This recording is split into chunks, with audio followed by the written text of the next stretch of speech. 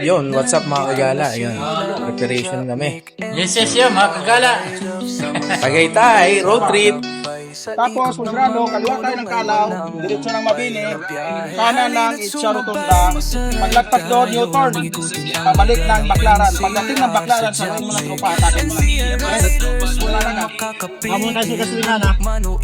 Stop over muna mga kagala para uminom ng buko juice dito kay ate. Mga kagala. Ay ba? Stop over muna mga kagala.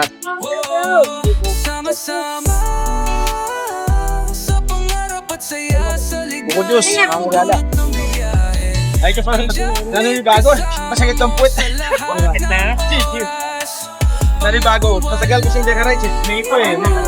May 2 oras na tayo tumatakbo eh. So, what's up mga kagala? Stop over muna kami at nandito kami ngayon sa may kusina. Ayan po, kusina. Ayan po. Tatry namin yung pagkain dito. Kaso mga kagala, mamaya pa pong 11 o'clock ang open niya. So, maaga po kami. Magte-10 pa lang po. Yan mga kagala, ito. Habang naghihintay, dito muna kami.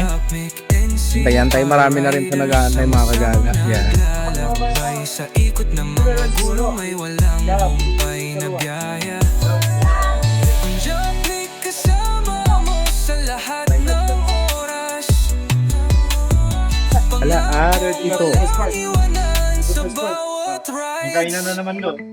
Yun guys, nandito na po kami sa may loob ng kusina mga kagala. At ito po, at marami na po ang mga nakapila.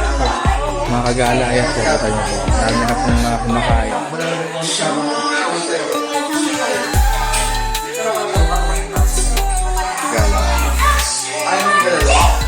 Dito po yan.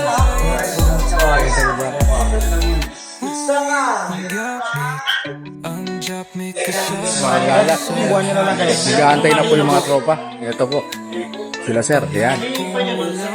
Po yung iba.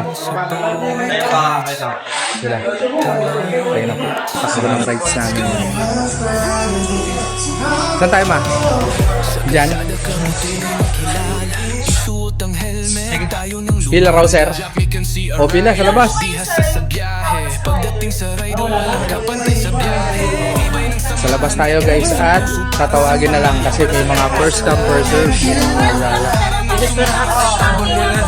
Wala pa.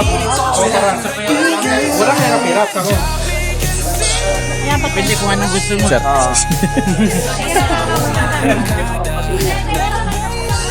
Ayun no?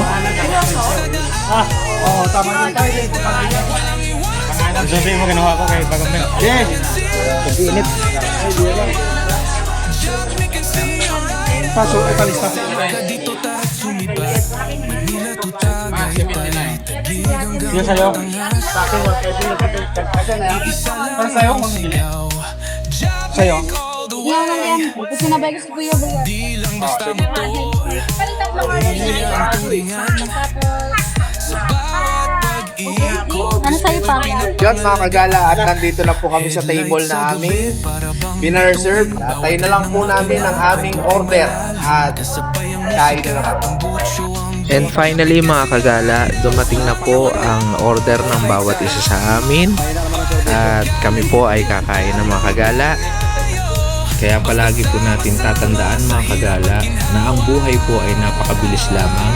Kaya kung may mga panahon at oras po tayo para isama ang ating mga mahal sa buhay, sa pamamasyal at ang ating mga kaibigan, ay gawin na po natin ito mga kagala.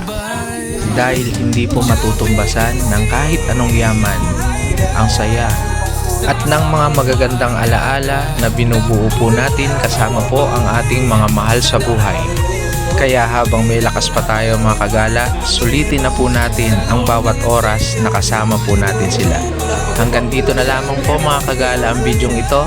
Sana makasama po namin kayo sa mga susunod naming gala.